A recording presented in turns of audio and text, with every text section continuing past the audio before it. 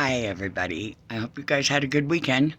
I had a great weekend, a very interesting weekend.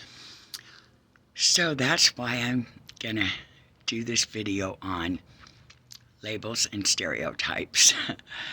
um, so we went to the motel with my husband and his parents, and we had a great time. We were in the hot tub room, and so my husband was in swimming shorts, and we went out to the car to have a cigarette. There's no smoking in there, and so he's out there having a cigarette, and his door's open, and he's tatted up, across his chest, and he's bald, and so he can look like what they label a skinhead or, a gangster or whatever. But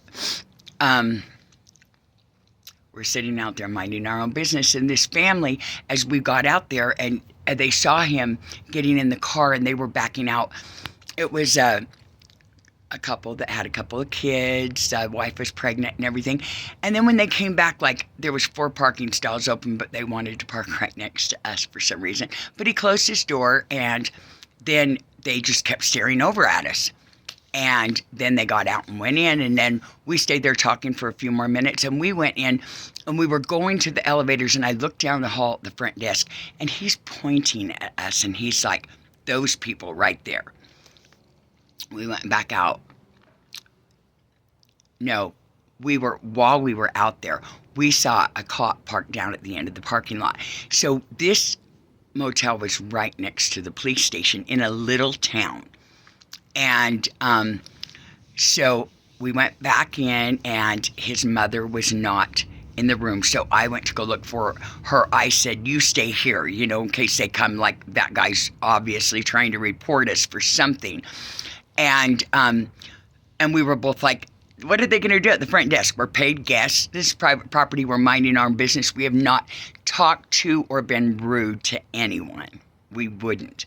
So I went down to the front patio where his mom was, and I was talking to her, and while we were sitting there talking, 3 police cars pulled up at the end of where this patio was. There was some lava rocks, so we couldn't walk over to the police officers. I was barefoot, and I told his mom, go back up to the room.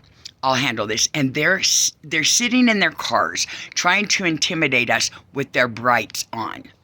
And so I walked over to the edge of the, where the rocks started, and I pointed to him, the main one that was the closest, and I said, what are you doing with your brights on me? You are scaring me. You are trying to intimidate me, and I'm here with my elderly parents. And I'm on private property, and I'm minding my own business, and you are harassing me. And I know my rights. And then I turned around and I went back over and I sat down, and it took all of 30 seconds for all of them to turn their lights off and back out and go mind their own business. So I went back up to the room. I was not going to leave until I got that confrontation. And I went back up to the room, and then my husband was out looking for me, and I was like, oh, great. So he comes back in, and he's like, I walked around the outside, and he's like, that guy in the van, he was going in out as I was going in, and he stopped and apologized to me. And it is crazy. Is that not the craziest story?